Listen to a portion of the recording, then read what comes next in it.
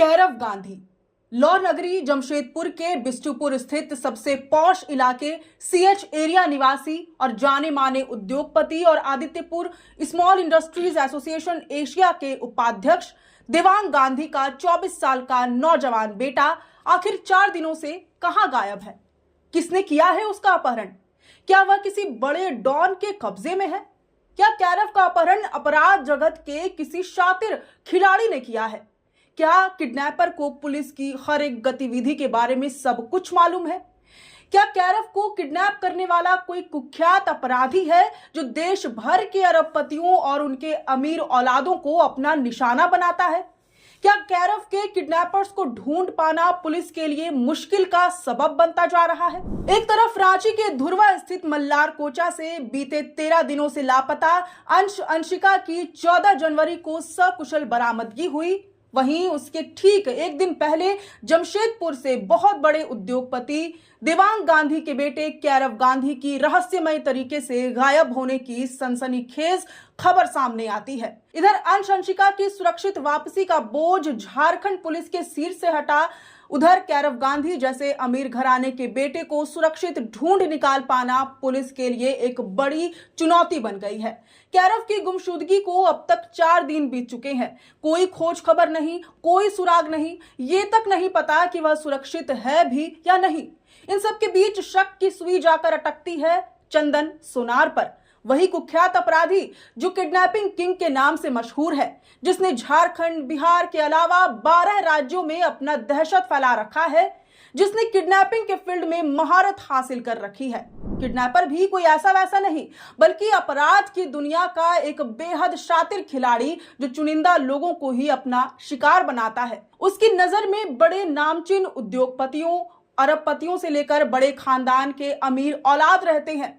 मौका देखते ही वह उन्हें रहस्यमयी तरीके से उठा लेता है और फिर करोड़ों की वसूली करता है। चंदन सोनार के अपराध की कुंडली खंगाले तो वह अब तक गुजरात के जाने माने हीरा व्यवसायी हनीफ हिंगोरा के बेटे सोहेल हिंगोरा, रायपुर के बड़े उद्योगपति प्रवीण सोमानी से लेकर सोना व्यवसायी परेश मुखर्जी, होटल व्यवसायी लव भाटिया, कृष्णा भलोटिया को अपना शिकार बना चुका है।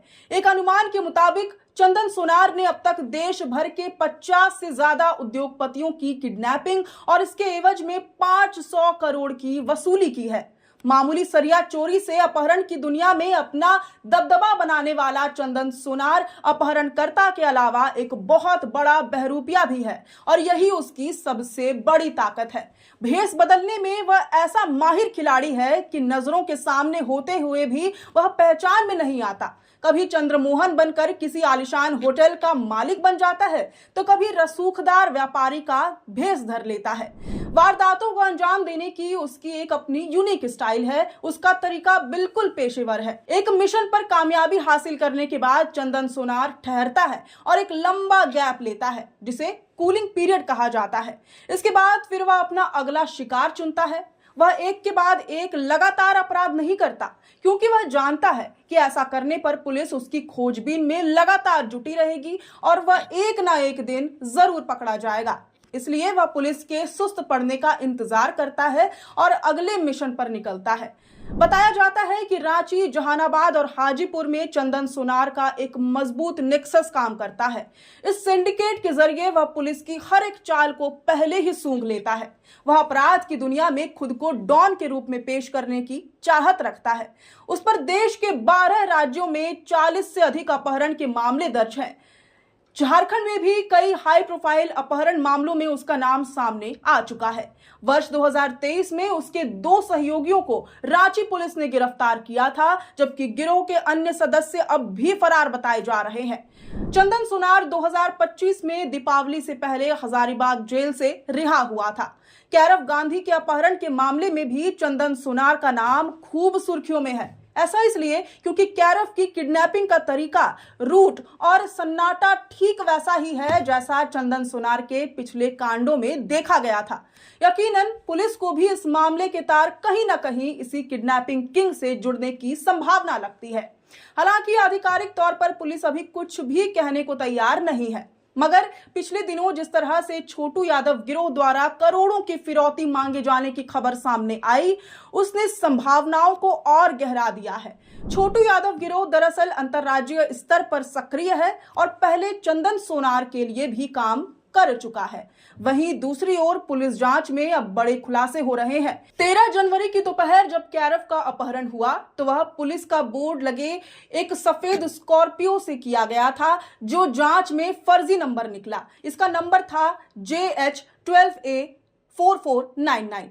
सीसीटीवी फुटेज से पता चला है कि कदमा सुनारी लिंक रोड पर कैरव की कार सामान्य गति से जा रही थी, लेकिन महज 2 मिनट बाद वही कार 109 किलोमीटर प्रति घंटे की रफ्तार से लौटती दिखी, जिसके पीछे संदिग्ध स्कॉर्पियो थी।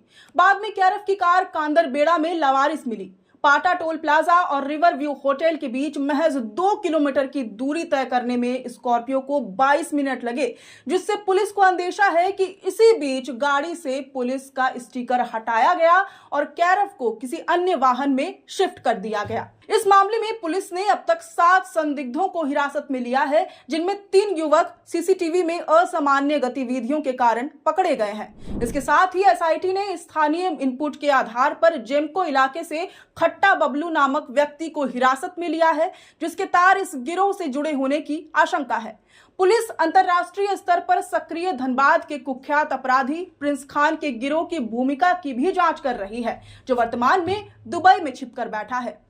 पुलिस मुख्यालय के निर्देश पर जिला पुलिस पिछले 10 वर्षों में अपहरण और फिरौती से जुड़े मामलों में सक्रिय रहे गिरोहों का भी डेटा खंगाल रही है। झारखंड के साथ साथ बिहार, उड़ीसा और पश्चिम बंगाल में सक्रिय गिरोहों के पैटर्न की भी जांच की जा रही है। कैरव की तलाश में पुलिस की टीमें इन राज्यों में भी भेजी गई है। झारखंड पुलिस की 7 विशेष टीमें बिहार, बंगाल और उड़ीसा में छापेमारी कर रही है, लेकिन 96 घंटे बीत जाने के बाद भी कैरव की सुरक्षित बरामदगी पुलिस के लिए एक बड़ी चुनौती बनी हुई है। अब देखना यह है कि कैरव गांधी कब तक वापस लौटता है और पुलिस कब तक किडनैपरों की धरपकड़ करने में कामयाबी हासिल कर पाती है। खैर, अब इस पूरी रिपोर्ट पर आप अपने कमेंट हमें जरूर से साझा करें कमेंट बॉक्स में। शुक्रिया।